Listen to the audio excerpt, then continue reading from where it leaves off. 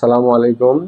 আমি doctor Mohammad Rakiur Rahman, senior consultant শিশু, নবজাতক ও আইসিইউ বিভাগ, ঢাকা মেডিকেল কলেজ হাসপাতাল। বর্তমানে চেম্বার করছি প্রতি বৃহস্পতি ও শুক্রবার, সনো টাওয়ার 2, কুষ্টিয়া। আমি আজকে আপনাদের নবজাতক শিশুদের খাদ্য অভ্যাস বা খাওয়ানোর নিয়ম সম্পর্কে আপনাদের কিছু পরামর্শ দেব। আমাদের দেশের প্রচলিত আছে একটি শিশু জন্মের পরই বাচ্চার বাবা মা বা দাদি নানিরা বাচ্চাকে কৌটার দুধ কিনে খাওয়ান। এই কৌটার দুধ খাওয়ানোটা একেবারেই অনুচিত। একটি নবজাতক শিশু যখন জন্ম নেয় তখন এই নবজাতক শিশুর স্টমাকের ক্যাপাসিটি থাকে মাত্র 5 থেকে 7 ml, মানে চা চামচের 1 চামচ থেকে 1.5 চামচ মাত্র। তো এই মাত্র 1 থেকে 1.5 চামচ খাদ্য মায়ের বুকেই আসে। তো বাচ্চার দাদি নানি মনে করে যথেষ্ট পরিমাণ দুধ আসছে না, সুতরাং কৌটার দুধ খাওয়াতে হবে। আসলে এই ধারণাটি সম্পূর্ণই ভুল।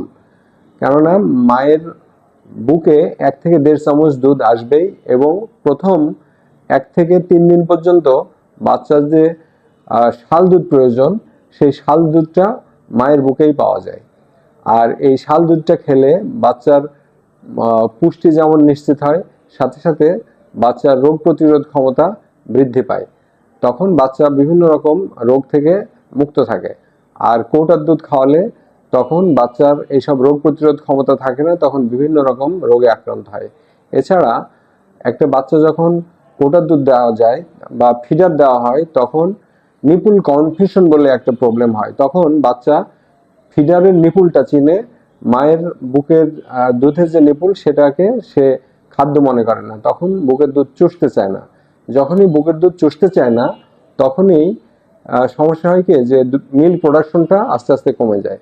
তাহলে কি দেখা যাচ্ছে, যে আমরা যদি প্রথমেই বাচ্চাকে মায়ের বুকের দুধটা না দিয়ে যদি ফিডার দিই, তাহলে বাচ্চা মায়ের দুধ চুষবে না, না চুষলে পরবর্তীতে মায়ের দুধ প্রোডাকশনটাও কমে যাবে।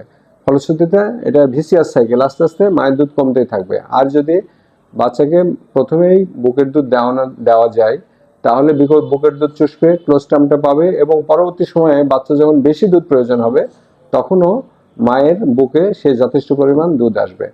এবং বাচ্চার মা যদি খুব শারীরিকভাবে কিছুটা দুর্বলও থাকে, তবুও মায়ের বুকের দুধ দিতে সক্ষম।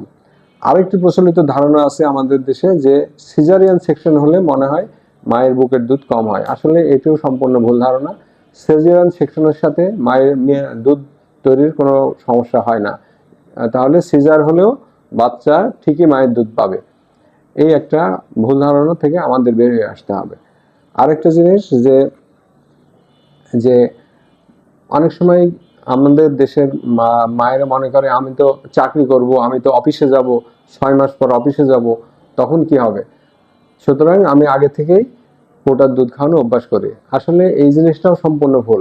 আগে থেকে কৌটার দুধ খাওয়ানোর অভ্যাস করার কোনো প্রয়োজন নাই। 6 মাস মায়ের বুকের দুধ খাবে এবং 6 মাস পরে তখন সে বাড়তি খাবার খেতে পারবে।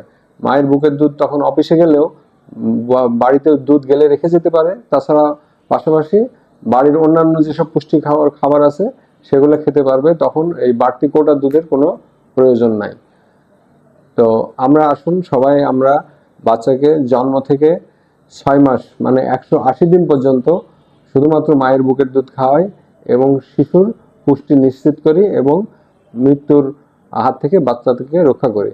বিভিন্ন গবেষণায় দেখা গিয়েছে যে বাচ্চা যদি শুধুমাত্র মায়ের বুকের দুধ খায়, তাহলে 13% শিশু মৃত্যুর হার কমানো যায়। তাহলে আমরা দেখতে পাচ্ছি যে শুধুমাত্র মায়ের বুকের দুধ খাওয়ানোর কারণে আমরা শিশু মৃত্যুর হাত থেকে বাচ্চাকে বাঁচাতে পারছি এবং কৌটার দুধের যেসব সাইড ইফেক্ট সেগুলো থেকেও বাচ্চাকে রক্ষা করতে পারতেছি।